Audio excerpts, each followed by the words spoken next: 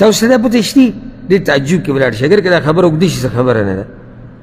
دا موبایل د انګریزانو راویستی دی جوړ کړی خو دوی دی که نه او دوی ډېر نه ګوري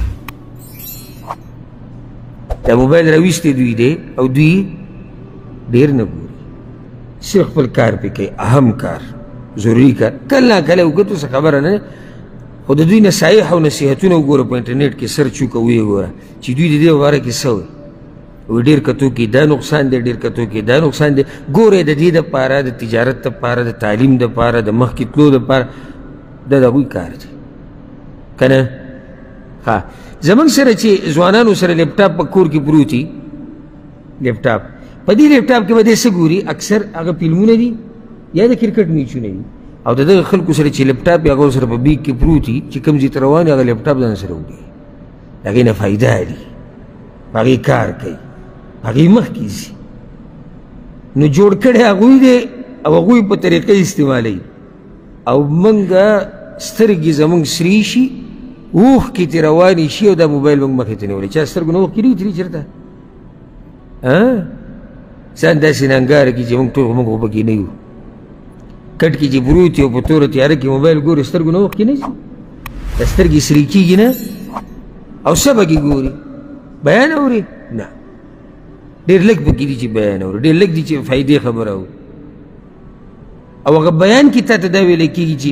په طریقې ګوره نو کېدی نه شي چې دی بیانونه اوري او دی د بې طریقې موبایل ګوري یا د ډاکټرانو خبرې زه کله ناکله د بعضو ډاکټرانو دا ویډیوګانې ګورم خصوصا د ډاکټرانو دې بیماریانو نه سړی ځان خبر کړي ښایي چا له فایده ورکړي په خپله حفاظت کړي او د عربو ډاکټرانو ویډیوګانې چې ګوري سمې چلېږي او زموږ د پښتنو هغه چې راشي هغه په ډېر مشکله 100 کسانو کتلي یا 200 هغه 100-200 هم د دې د فیلډ کسان دي ډاکټران یې اکثر نو هغو ورته لاندې لیکلي ډاکټر صاحب ډېره مننه او ډاکټر صاحب شکریه او ډاکټر صاحب دا او ډاکټر صاحب غریب چا ته لګیا ته دیوال ته لګیا ته داسې قوم ته لګیا چې هغوی د لیونو ویډیوګانې ګوري هغوی د ډمانو ګوري هغوی د اجراګانو ګوري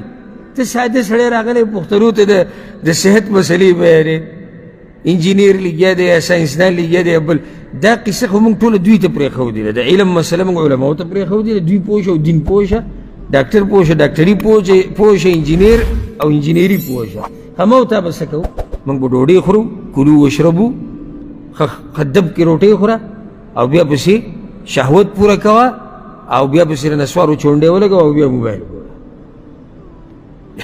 د یو سړي په دنیا کې تکه مقصدي څومره تاواني دی که نه